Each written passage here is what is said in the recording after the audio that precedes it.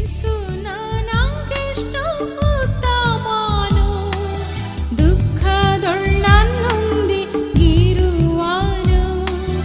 ಯೇಸು ನನಗೆಷ್ಟು ಉತ್ತಮನು, ದುಃಖದೊಳ್ಳನ್ನು. ಕರ್ತನಾದ ಯೇಸು ಕ್ರಿಸ್ತನ ಪರಿಶುದ್ಧ ನಾಮದಲ್ಲಿ ನಿಮಗೆಲ್ಲರಿಗೂ ಕೂಡ ವಂದನೆಗಳು. ಮತ್ತಾಯನು ಬರೆದ ಸುವಾರ್ತೆ 6ನೇ ಅಧ್ಯಾಯ 10ನೇ ವಾಕ್ಯದಲ್ಲಿ, ಪರಲೋಕದಲ್ಲಿರುವ ನಮ್ಮ ತಂದೆಯೇ, ನಿನ್ನ ನಾಮವು ಪರಿಶುದ್ಧವೆಂದು ಎಣಿಸಲ್ಪಡಲಿ, ನಿನ್ನ ರಾಜ್ಯವು ಬರಲಿ, ನಿನ್ನ ಚಿತ್ತವು ಪರಲೋಕದಲ್ಲಿ ನೆರವೇರುವ ಪ್ರಕಾರ ಭೂಲೋಕದಲ್ಲಿ ನೆರವೇರಲಿ ಎಂಬುದಾಗಿ ಬರೆಯಲ್ಪಟ್ಟಿದೆ. ಸ್ನಾನಿಕನಾದ ಯೋಹಾನನು ತನ್ನ ಒಂದು ಸೇವೆಯ ಸಮಯದಲ್ಲಿ, ನೀವು ಮಾನಸಾಂತರ ಹೊಂದಿಕೊಂಡು ದೇವರ ಕಡೆಗೆ ತಿರುಗಿಕೊಳ್ಳಿರಿ, ಆಗ ನೀವು ಪರಲೋಕ ರಾಜ್ಯವು ಹತ್ತಿರವಾಗಿದೆ ಎಂಬುದಾಗಿ ಆತನು ಪ್ರಸಂಗಿಸಿದನು.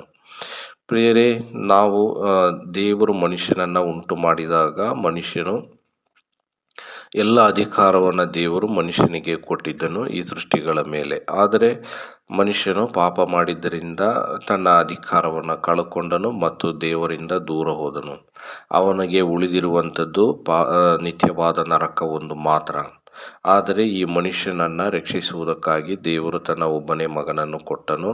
ಯೇಸು ಕ್ರಿಸ್ತನು ದೇವರ ಮಗನು ನಮ್ಮ ಪಾಪಗಳ ಪರಿಹಾರಕ್ಕೋಸ್ಕರ ತನ್ನ ಪ್ರಾಣ ಕೊಟ್ಟು ಸಮಾಧಿ ಮಾಡಲ್ಪಟ್ಟು 3ನೇ ದಿನ ಜೀವಂತನಾಗಿ ಎದ್ದು ಬಂದನು.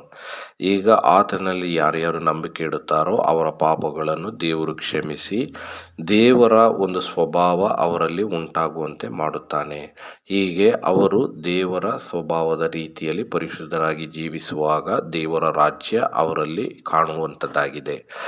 ಮತ್ತು ಮುಂದೆ ಭೌತಿಕವಾಗಿ ನಮ್ಮ ಕರ್ತನಾದ ಯೇಸು ಕ್ರಿಸ್ತನು ಈ ಭೂಮಿಯನ್ನು ಆಳುವಂಥ ಸಮಯದಲ್ಲಿ ಅವರು ಕೂಡ ದೇವರ ರಾಜ್ಯದಲ್ಲಿ ಇರುತ್ತಾರೆ.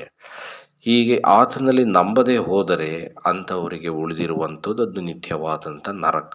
ಆದುದರಿಂದ ಪ್ರಿಯರೇ, ನೀವು ಕೂಡ ಯೇಸು ಕ್ರಿಸ್ತನಲ್ಲಿ ನಂಬಿಕೆ ಇಟ್ಟು ನಿಮ್ಮೊಳಗೆ ದೇವರ ರಾಜ್ಯ ಕಂಡು ಬರುವಂತೆಯೂ ಮುಂದೆ ಬರುವಂಥ ದೇವರ ರಾಜ್ಯದಲ್ಲಿ ನೀವು ಕಾಣಿಸಿಕೊಳ್ಳುವಂತೆಯೂ ದೇವರು ನಿಮಗೆ ಅನುಗ್ರಹಿಸಲಿ ಎಂಬುದೇ ನಮ್ಮ ಪ್ರಾರ್ಥನೆಯಾಗಿದೆ.